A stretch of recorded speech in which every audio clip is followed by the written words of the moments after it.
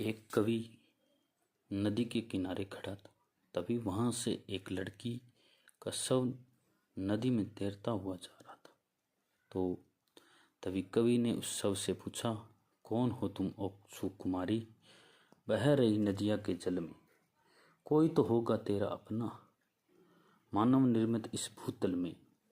किस घर की तुम बेटी हो, किस क्यारी की कली हो तुम, किसने तुमको चला है बोलो, क्यों दुनिया छोड़ चली हो तुम, किसके नाम की मेहंदी बोलो, हाथों पर रची है तेरे, बोलो किसके नाम की बिंदिया माथे पर लगी है तेरे।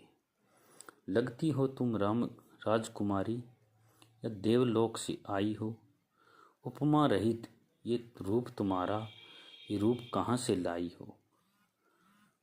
दूसरे दृश्य में कवि कहता है, कवि की बातें सुनकर लड़की की आत्मा बोलती है, कवि राज मुझको क्षमा करो, गरीब पिता की बेटी हूँ, इसलिए मर्तमीन की भांति जलधारा पर लेटी हूँ।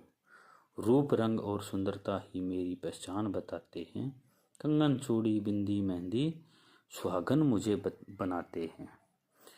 पित के सुख को सुख समझा, पित के दुख में दुखी थी मैं, जीवन के इस तनाव पथ पर पति के संग चली थी मैं। पति को मैंने दीपक समझा, उसकी लौ में जली थी मैं, माता पिता का साथ छोड़ उसके रंग में ढली थी मैं।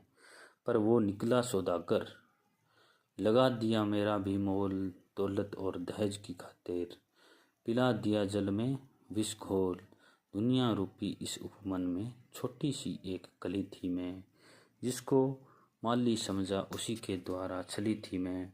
ईश्वर से अब न्याय मांगने सब सैया पर पड़ी हूँ मैं, दहेज की लोभी इस संसार में, दहेज की भेंट चढ़ी हूँ मैं, दहेज की भेंट चढ़ी हूँ मैं, दहेज की भेंट चढ़ी हूँ मैं।